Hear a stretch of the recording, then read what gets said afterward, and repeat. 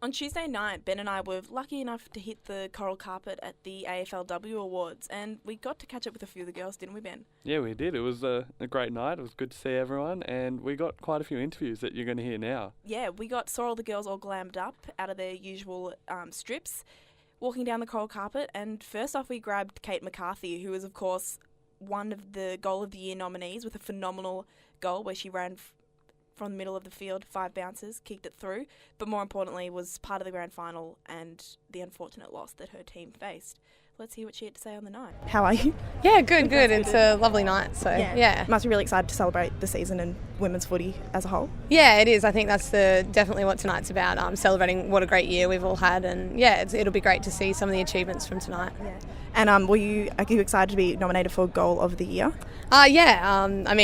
I'm really happy with how our team went, but obviously the individual accolades are nice as well, but exciting to see what happens. Yeah. And have you still a bit disappointed after the loss on Saturday?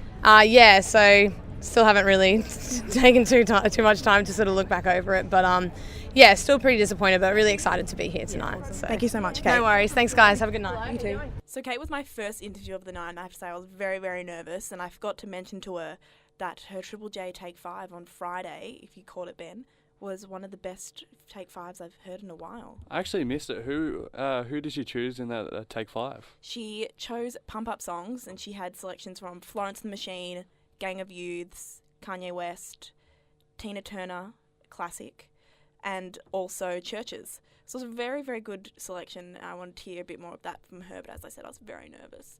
But aside from that, we also caught up with a few of the rising stars, and the first one that we managed to catch was Collingwood's only rising star nomination, Brittany Bonicci. Going tonight? Yeah, good. It's exciting. It's good. Yeah. And how do you feel being nominated for one of the rising stars? Yeah, I'm up against some pretty quality opposition. I'm not expecting anything tonight, and Ebony Marinoff's probably going to take it out. But yeah, I'm just excited to be here and excited to be at the first W Awards. It's awesome. Yeah. And Collingwood obviously had a little bit of a slow start to the season, but you must be very, very pleased with how the girls finished up the season. Yeah, definitely. I think that for all the girls it was a bit nerve-wracking at the start, and then we started to pull things together, and we definitely showed that we're forced to be reckoned with, and we will be next year as well.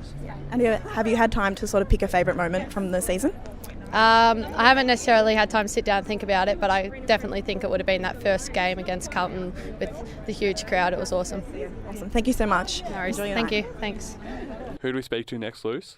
Next we spoke to Ellie Blackburn, who had a big season, mainly because she was asked to step up as captain for the Western Bulldogs after Katie Brennan injured herself.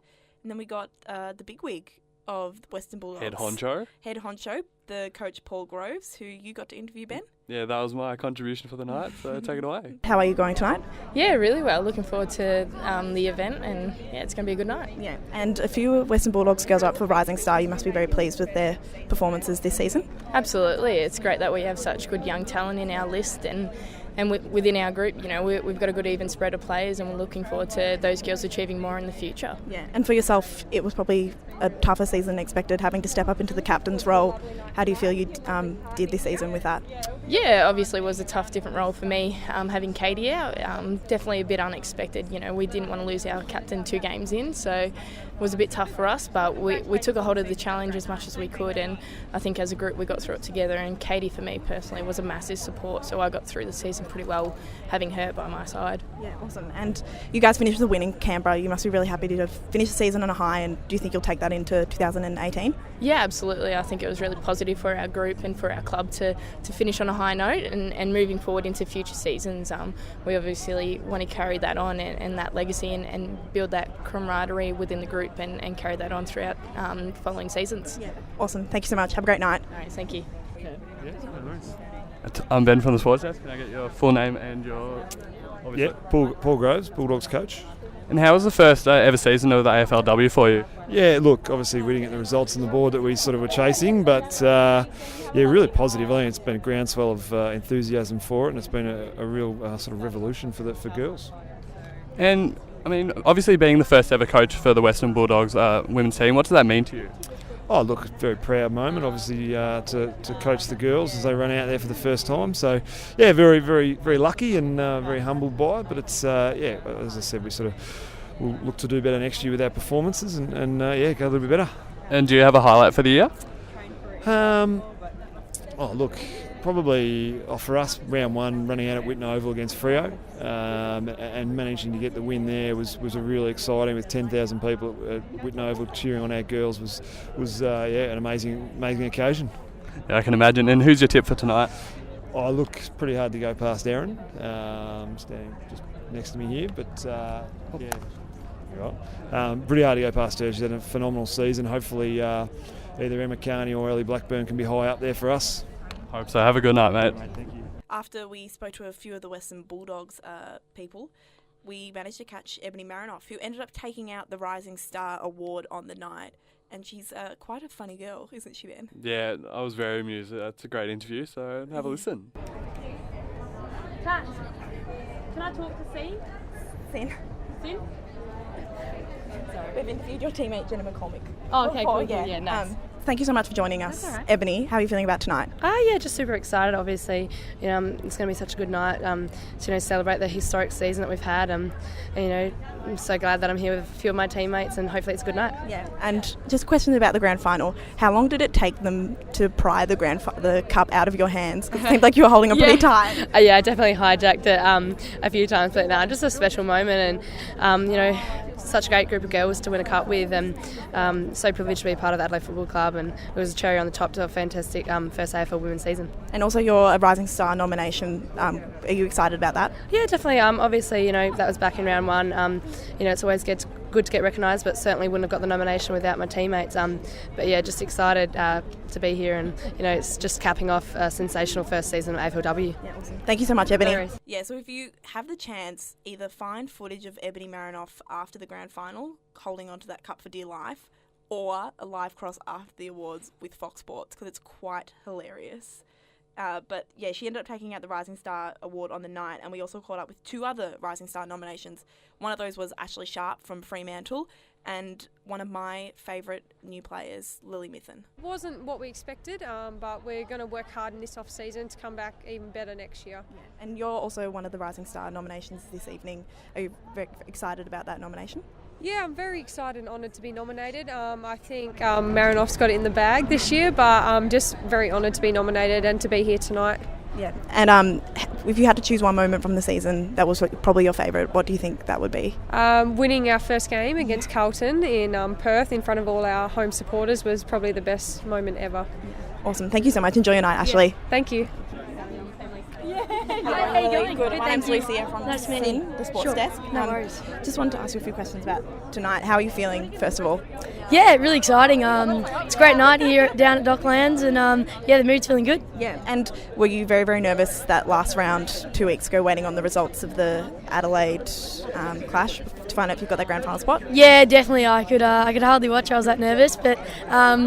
Definitely Adelaide deserved to be in that final, obviously, because they took away the championship in the end. So, full credit to them, and we were a bit disappointed on our end, but at the same time, there was nothing we could do. Yeah, and you've had a really, really phenomenal season, one of the young guns of the game. You must be really excited about also being nominated for one of the Rising Stars. Yeah, definitely. It'll be interesting who takes it out tonight. My tip said Marinoff, but we'll see what happens. Yeah, we've heard that one already. And also Daisy Pearce was nominated as the best, most valuable captain of the league. What's it like playing alongside her? She's just a champion. I love working with her. She's really taken me under the wing, and I've learned a lot from her. So she's been phenomenal to play alongside, and definitely a good friend of mine. Excellent. Thank you so much, Ellie. Enjoy your night. Thank you. Appreciate that. And who'd we get to speak to last but not least, Luce? Last but not least, we got to speak to one of the co-vice captains of Carlton, Davey, one of my now good friends, seeing as I've been hanging out at the club a little bit. She went all of 5 minutes without dropping a name, so I think she should be commended for that. Yeah. Do you win an award for that on the night? I think I should, like AFLW Best Name Dropper. I think I need to win that award. Most tables broken with the amount of name drops. It's me. But Bree was one of the favourites for the medal on the night, but unfortunately she didn't win it. But fortunately, Erin Phillips was on hand to win her 700th probably award for the AFLW season. Reportedly, cabinet makers in Adelaide are currently buying up the whole Amazon rainforest to build a cabinet big enough as we speak. Yeah, they need to cut down a lot of trees for that one. Hi, Brie. Thank you so much for joining us. How are you feeling about tonight? Yeah, really excited. I think, the first of, many to come, and it's really exciting to be a part of this first one. Yeah, and Carlton got close in so many games this year. Do you wish you could kind of maybe got over the line a few more times? Yeah, definitely. I mean, ultimately you want to get to a premiership, so unfortunately we didn't quite get there this year, but definitely looking positive for the future years. So that's the great thing about it, I think, and about our team. And Carlton were probably the team that was most ravaged by injury by the end of the season. Are you looking forward to coming back stronger in 2018? Yeah, definitely. I mean, there's a few teams who struggled with injuries, but yeah, we at one point our whole back line was probably injured at one point. So yeah, it's definitely been a little bit disappointing in that regard, but hopefully, the girls who are all injured will be ready to go next season. Yeah. And if you had to choose one moment that was probably your favourite, what do you think you would say? The first game, unbelievable. So 25,000 people plus, and you can't beat that. Yeah, awesome. Enjoy your night, Brie. Thank you so much. Thank you. Thanks very much.